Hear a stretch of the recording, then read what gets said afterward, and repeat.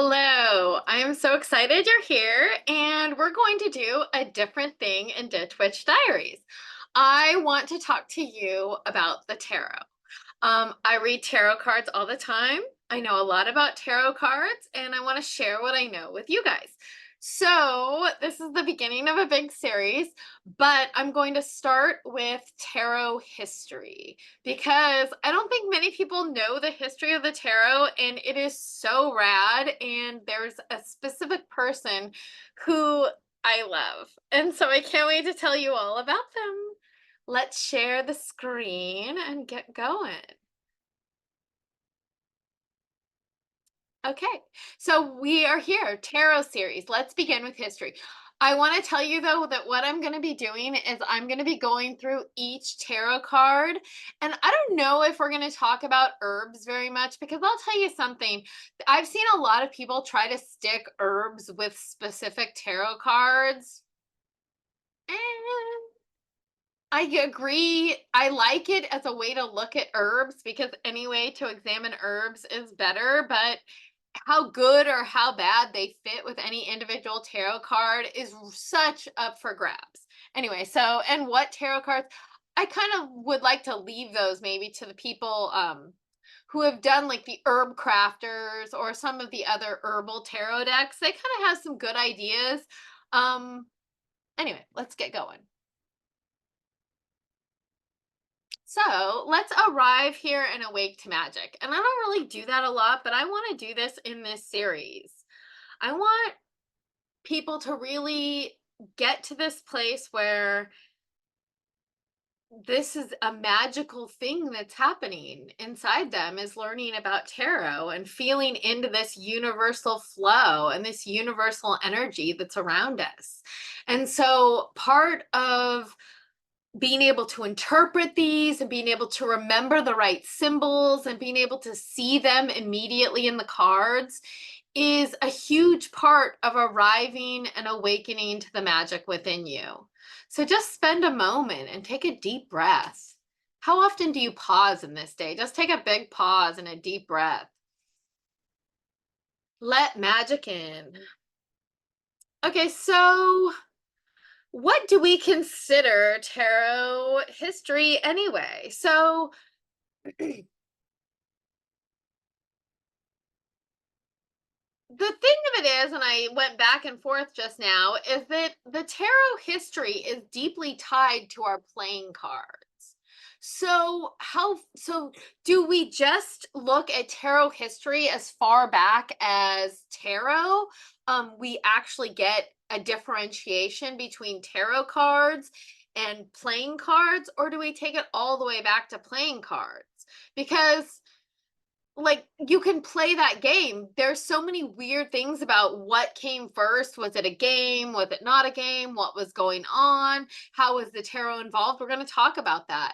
Um, which came first? Like I said, perhaps their evolutionary connection is way far back, and perhaps it's more recent. So let's look. The first thing we have to do is we have to look at this. There's some theory out here that we kind of are going to just pull out for you. It's called the simplification theory, and it involves, what is it? It's the so it's about the Joker. So the Joker, you find the Joker in a modern card deck. And people have used that to say that, see, look, that means that playing cards were simplified from tarot cards because the Fool and the Joker, they kind of have a similar, right? They're kind of similarly situated in some instances. They're a zero card sometimes. So people often use the Joker in playing cards as evidence that the tarot was simplified from playing cards. But there's a huge problem with that. And the problem is that the Joker is here. That's not true. See, that's what happened. The problem is that the Joker is a late addition to our playing cards. So that's a problem, right?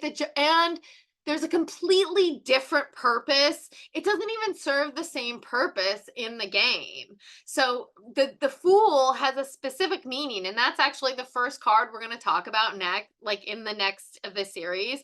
We're going to go through the major arcana first. And the Joker serves a completely different purpose. The Joker is often a wild card.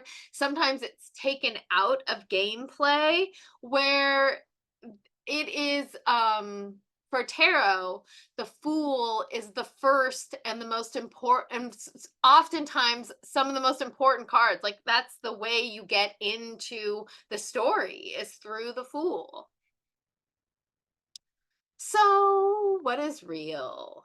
Okay, there are references to playing cards about 50 to 100 years prior to the first reference to trumps. Okay, what are trumps? Trumps are clearly the predecessor to our major arcana. So there was, again, so we see playing cards predating trumps. So the first tarot card. So when do we first see these tarot card trumps? Okay, so it's from an Italian Franciscan friar in Umbria, sometime between 1450 and 1470. And they were talking about the horrors of, is it witchcraft? Were they talking about the horrors of divination and witchcraft? Nope. Divination? Nope. But it was gambling.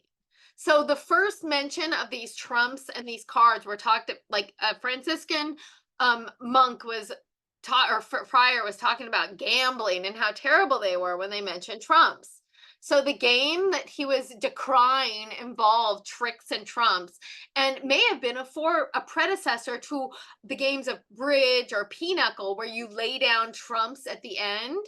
So, or I'm not actually sure. I have a very loose idea about how to play those games, but that's, from what I know, that's part of it. So some of the earliest decks. So Charles VI deck, like, it harkens from the late 1400s in Florence, Italy. And here are some of the images, goodness gracious, of that deck. Look at that over there, my goodness. But these are some of the trump cards we see. Like, so we can see that they really appear like some of our modern day cards. Like, if you know about cards, you can, I mean, look at Death over there. That's pretty good, right? And the Hermit. Wow, we're cooking good looking, right? Here's some other ones. The Trionfi Perry sheet. Okay, so this is from Milan in 1500, and it's a sheet that was of cards. But again, we can see some of these early tarot images from the trump cards. So we're talking totally from the major arcana still. So we're looking at the major arcana, and we see these. Some of these are very much like major arcana. So now, okay, I'm not even going to go on that. Okay, so where does this all stem from? Now that we have this idea and we have kind of the lay of the land here, we can kind of look, where does all this come from? Where do these playing cards and this trumps and all these things, like, where is the origin of this game or this card or this? We don't even know how they're used right now. Gambling, we've heard, right? The first instances of gambling. So there's exoteric theories. So what is an exoteric theory? That's a theory that doesn't rely on spiritualism or occultism or the yeah, whatever. Yeah, that esoteric things. So exoteric theories. So one of them is that all these cards and these playing cards and trumps, they all stem from an Indian origin.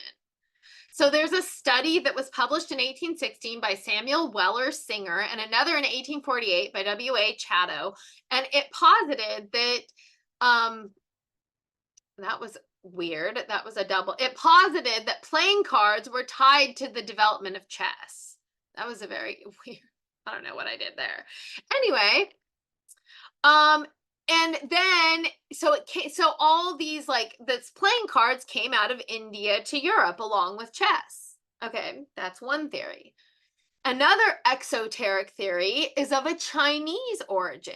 So this is super loose, I'll just tell you that, but there's documentation of trade between Venice and China via the Silk Road and ocean vessels.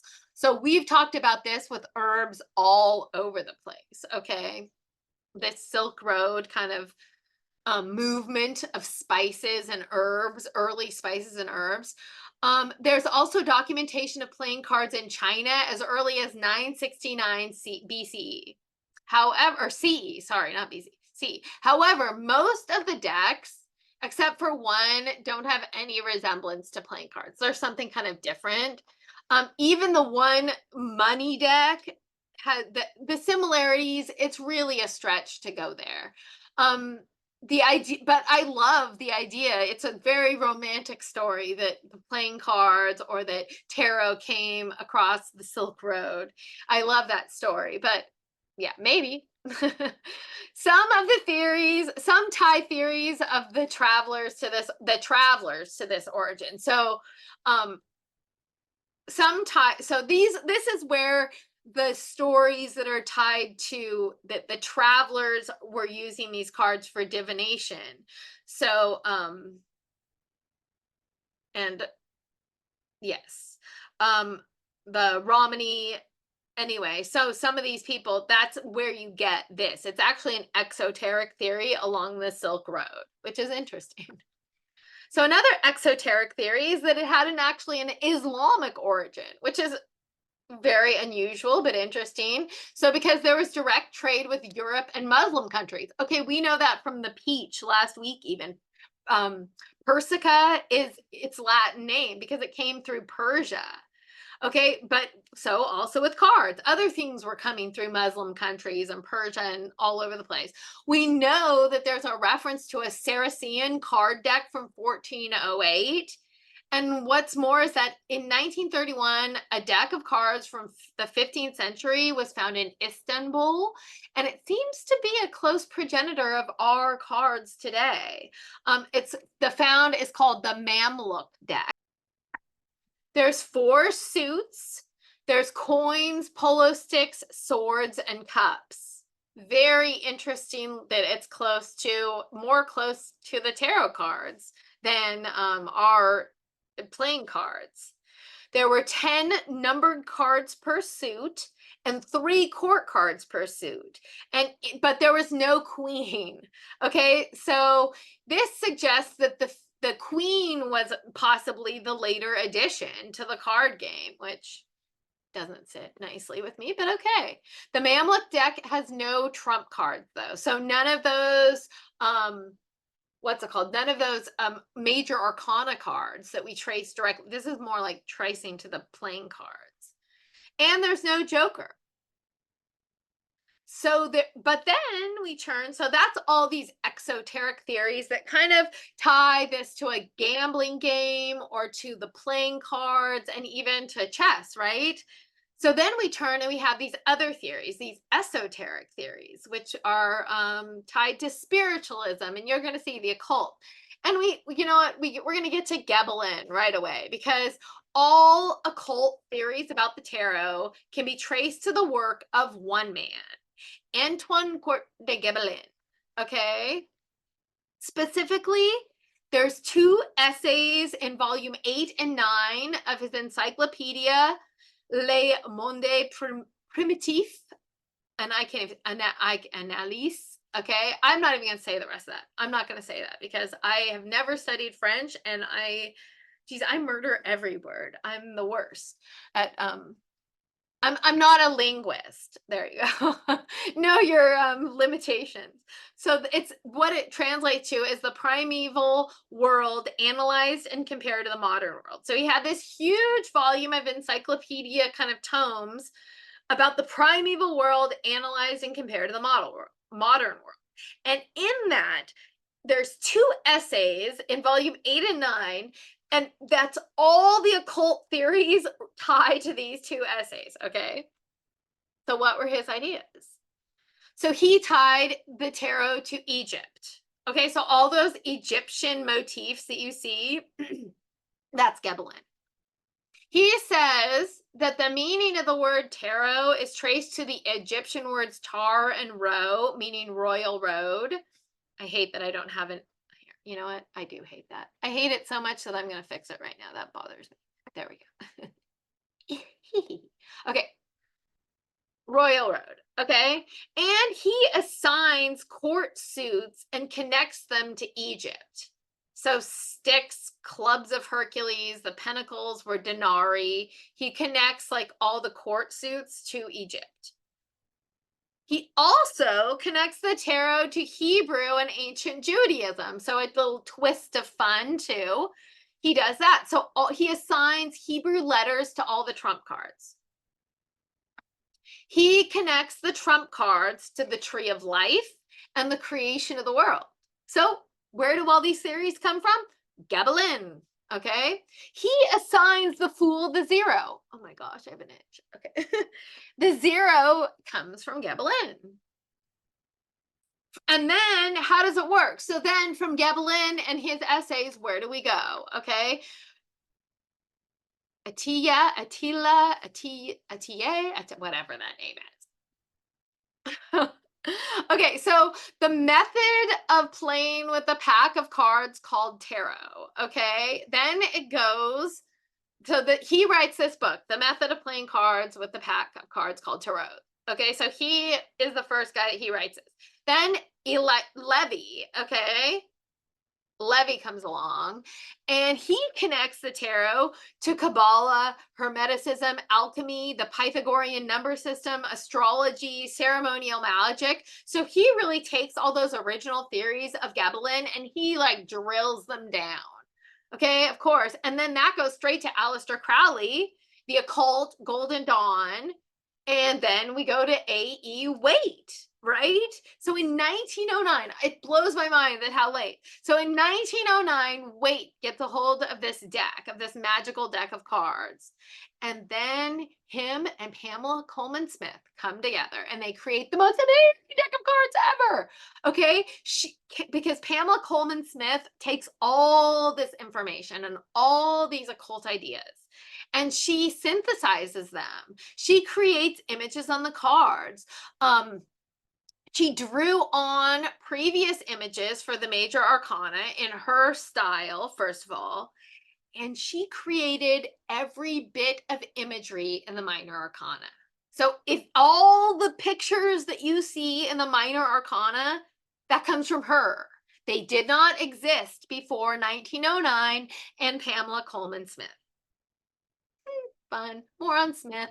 Okay, so we're going to talk more about Pamela Coleman Smith in a little bit. So back to Gebelin. But okay, so it all stems from Gebelin, though. He's like taking all these ideas and making them esoteric, right? So who is this dude? What is his other writing about? What was the rest of the encyclopedia? Who is he? Okay. It's best not to ask. It's best to just move on from this. Because I hate to dig into him. Because this stuff is like garbage, okay? I don't even know how much I want to tell you. All the rest of his stuff was garbage. All his information on like Egyptian stuff and what it said, it's so not right because we didn't have the Rosetta Stone yet. And so like everybody that tried to do that, like translating like Egyptian hieroglyphics before we got the Rosetta Stone and got it all wrong, it's kind of sad for them. Like Joseph Smith did it too. It's kind of sad because it didn't say that. Like we know it doesn't say that. So it doesn't matter. It didn't say that. And so he struggles with things like that. He struggles with universal ideas of things that just haven't proven out scientifically. So it like confuses things a little bit. Okay, so but I bring you here to this point to confuse you, maybe because maybe tarot started as a card game. Maybe it traveled across the Silk Road through Europe, through the Roma. Maybe the Romani brought it. Sorry, whatever. Maybe there's some Egyptian connection. Maybe it's all Kabbalah, right? It's all about the tree of life and Kabbalah. Maybe the tarot has nothing to do with any of these, right? Maybe all of them. See, that's the beauty of tarot. That's the beauty of all of this, is that tarot sits at this crossroads in all these mystical ideas. Okay, that is why I wanted to get you here and tell you the history of tarot, because I wanted to get you to this place that of like it not mattering. Like all this history, while it's fun and while it's great to think about, like maybe it all doesn't matter.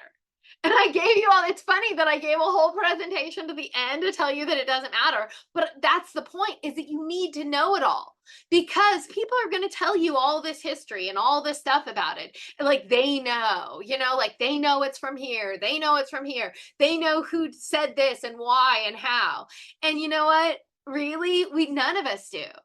Okay, so I have a specific bent on talking to you about tarot and tarot cards. And I'm going to give it to you, but some words on this before we end. I want to tell you about somebody who is the most amazing and the most wonderful. And I'm just drawn to her in a way I can't tell you. And that's Pixie, Pamela Coleman Smith. Okay, so who is Pamela Coleman Smith? Because she's so on our, like the Smith Waite, the Rider Waite deck. I cannot call it there. It should be Rider Waite Smith, because she painted all these things. Okay, and she had been studying the Golden Dawn for years before she was commissioned by Waite to illustrate the tarot. She was like steeped in all this iconography. Gebelin, Alpheus, Levi, Crowley. She also had synesthesia, so she could paint classical music. She had sense experiences that crossed into magical spaces. Her senses mixed together and blended together. And so when she was painting, she was experiencing something very important and deep. Okay, and remember, there were no images on the court cards before Smith. Those are all hers.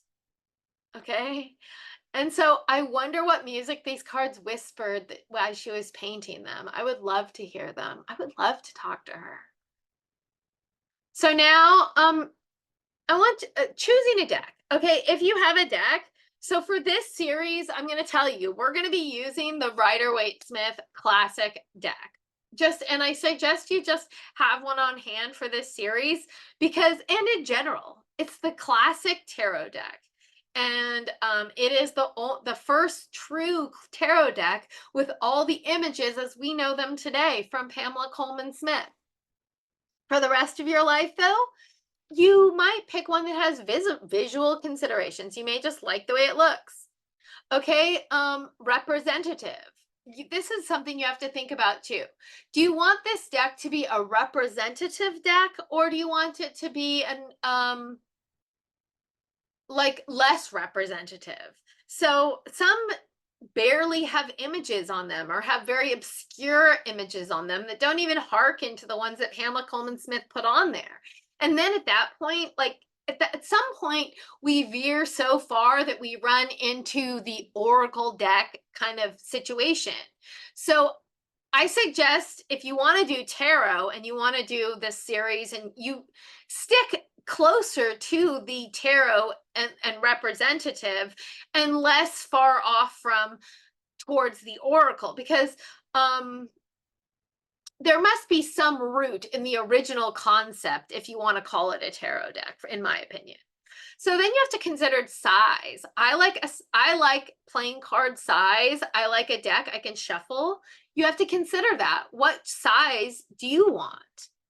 And then the material. There's all sorts of materials. I've got so many decks of tarot decks, and maybe at the beginning of the first one I'll bring them all out, but I have some that are shiny and thin and flexible, some that are papery cardstock, some that are high quality, some that are crappy quality, right? So you just have to find out. And some places let you actually touch the tarot cards, some places don't. Anyway, Also, never discount your intuition. Always allow yourself to be moved to the tarot deck that speaks to you. I mean, this is the important time for that, right? So then you get your tarot deck home. What do you want to do with it? Well, I suggest you cleanse it, and maybe cleanse it regularly. So when do you cleanse it? When you first get it. If somebody else touches it, really anytime that you feel that you need to. And it's after, like, there's been something negative in your midst, or especially negative time, or something that's impacted you negatively into your psyche. And then just maybe part of just a maintenance routine. So sometimes you want to cleanse your deck as part of maintenance. So then how do you cleanse it? You can smoke cleanse it, and there's many ways to smoke, many herbs that you can use to smoke cleanse it. You can look at some of my cleansing herbs. We've talked about many of cleansing herbs. I know there's big controversy about white sage, but you could use black sage as well. That's very cleansing as well.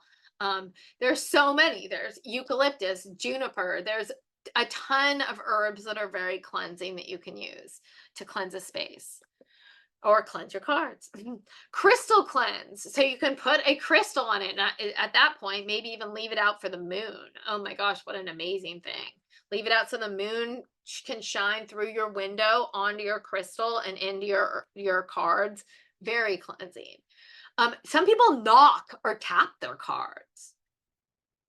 And I like this, an intentional reordering. So sometimes people reorder their cards from like all, like, in the correct numerological or whatever, like 1 through, whatever, and then order them perfectly, and then take them and reorder them a different way, or then shuffle them. I did the moon bath already with crystal cleansing. So now consecrating. So that's making this deck sacred for you and for your magical use. That's what consecration is. And this is, so make a special box or bag for these cards. Sleep with them next to you for like the first 3, 7, 9 days, whatever you feel called to do. Touch each card systematically, and maybe go through, as we go through this class, I'm going to go through each and every card in the tarot deck. That's my intention. And so you can take that card out and bond with that card during each of these classes. Create your own ritual for consecration to make this yours. Design a spread as your initiation or your dedicatory spread. Often people do that, or pick a single card. Spend the next 78 days, one with each card, and then pull 3 cards for each card. You could do that with my series as well, and then pull 3 card spread for each card. That is kind of cool. Energetically bond through meditation. Blood energize. If you're into blood magic, you could use your own blood and energize and connect with that. So let me stop this. This should get you started with tarot, and this gets us well on our way, so that the next tarot class, or whatever this is, the next tarot YouTube video, we can just jump in kicking at the Fool. The Fool is the first card in the major arcana. So it's 0 because Gebelin made it 0, right? Now we know this all about Gebelin. Anyway, I will see you at the next Ditch Witch Diaries.